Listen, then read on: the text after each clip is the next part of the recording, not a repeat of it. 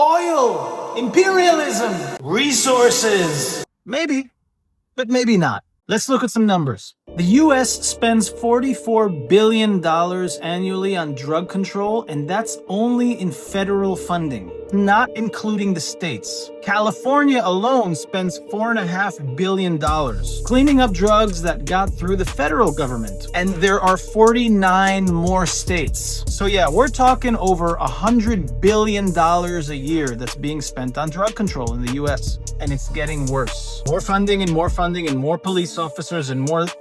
It's a strategy that is failing and just simply doesn't work. Because the whole thing is like trying to catch mice in a cornfield. If you put up a fence, they dig under it. Higher fence, they climb over it. Stronger fence, they chew through it. So what we just saw is a very clear change in strategy. Instead of chasing the pawns, you go straight for the checkmate. The thing is that Maduro turned drug trafficking, human trafficking, sex trafficking, money laundering into a state business. And in addition to that, Venezuela becomes an ally to Iran, trading, moving money, and building military infrastructure for Iran. Everyone's saying that Venezuela is a sovereign country, okay, got it. Or really, it's a criminal cartel with a flag on it. Now imagine for a second that we're not talking geopolitics. Imagine that it's your street in your neighborhood. There's a house down the street and everyone knows that it's a drug lab.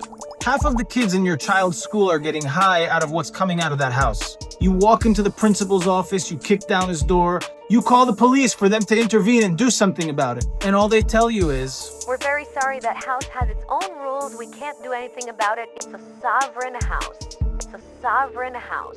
It's a sovereign house." You feel angry, you feel powerless, and your child is in danger. And what you would probably do is look at your spouse and say, "Honey, we're moving. We're getting out of here." But nations can't move to a new neighborhood. And then one night you come home and you open the door to your child's bedroom and you see him laying on the floor with a heroin needle in his arm, not breathing. And in that moment, you call the police to yell at them? Do you write a letter to your congressman and to your senator? Do you go on Instagram Live? Or do you walk out your front door, march down the street, and burn that mother son of a house down? Now, is that legal? Probably not. But was it right to protect the neighborhood? That's the question nobody's got the balls to answer. Because when the costs get high enough, the rules change.